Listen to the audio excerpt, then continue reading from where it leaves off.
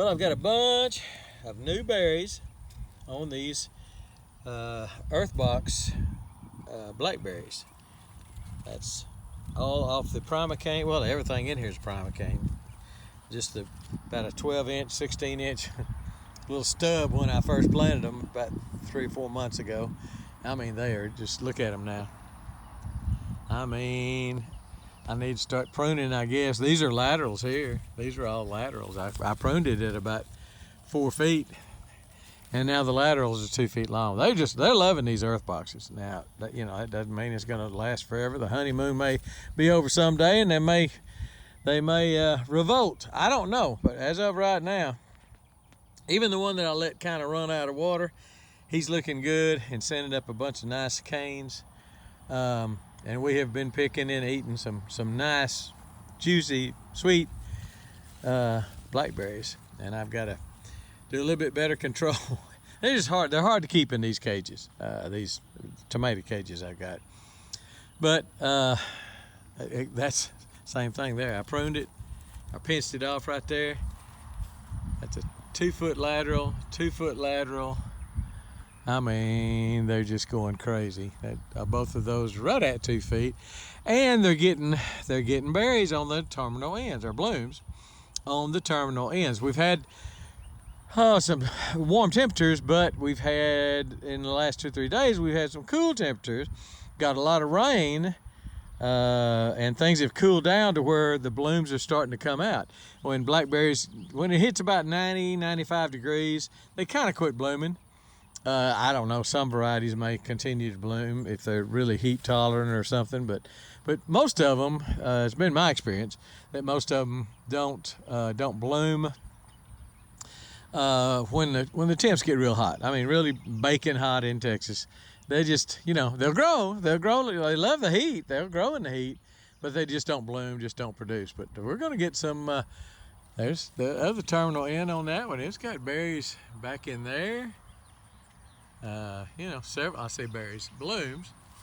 This one's got 8 or 10 blooms on it. In fact, all these laterals have blooms coming on.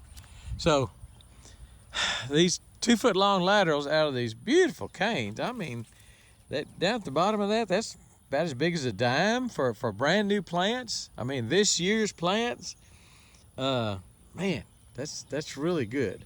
This is a terminal end also here that I didn't pinch off because it didn't get up to my standard here, which was about 4 feet. So I didn't get pinched off, and therefore it started making some berries. But again, the ones I pinched off, the laterals are making berries. So I don't see any reason not to pinch them off.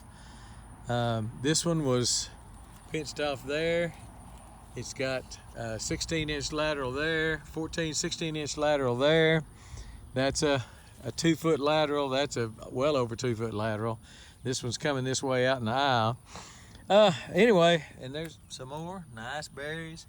And these are just making some big, big berries. I put about 2 pounds of organic fertilizer in it to begin with, because EarthBox says use a pound of fertilizer when you plant.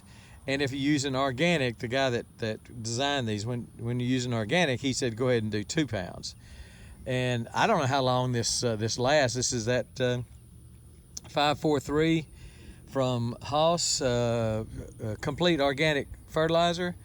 And man, they're just loving it. Now, again, at some point, I'm probably going to need to come in here and you know, in a month or 2, and I'll just spoon feed them like I do the other ones. I'll dig a little hole right there, and I'll put about a tablespoon in it, and I'll dig a hole over here, put about a tablespoon in it, and just spoon feed them like that. Or I'll put some 20-20-20 down the hole and water it in. I've been meaning to do that, but I haven't done it yet, and I just don't. The way they're growing, they just don't look like they need anything.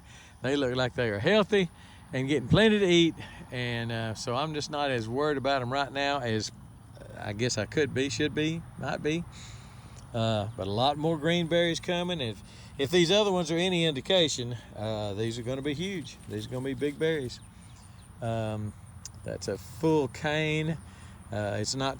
I don't think making any blooms yet.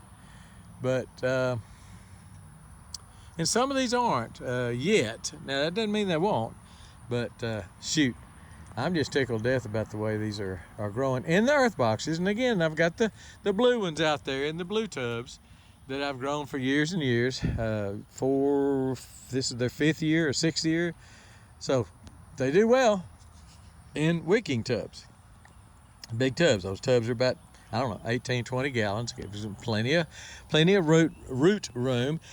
But these are pretty close. An earth box is pretty close to that as far as volume. I put almost as much potting mix in one of these earth boxes as I do in the wicking tubs when I plant them. So the wicking tubs, of course, have the 4-inch gap at the bottom, so that not the whole wicking tub is soil. Wicking tub, top 2/3 of it is soil. So, and these take almost as much. I mean, just a few quarts less probably potting mix than the wicking tubs do. Just to look at them, you would think the wicking tubs have a lot more volume, volume for root area, root space, but they don't. So anyway, that's, I don't know, I thought you might find that interesting. You may have already tuned out by now, and if so, goodbye. But if you didn't, then we'll just we'll cap this off and just show you these are well above my head. The ones that are lateraling and starting to bloom on the laterals are way above my head, and they're in these cages. I need to put some strings or something across these cages so they won't fall out this way. I've got some little wires holding them in, but those wires are need to be raised up some.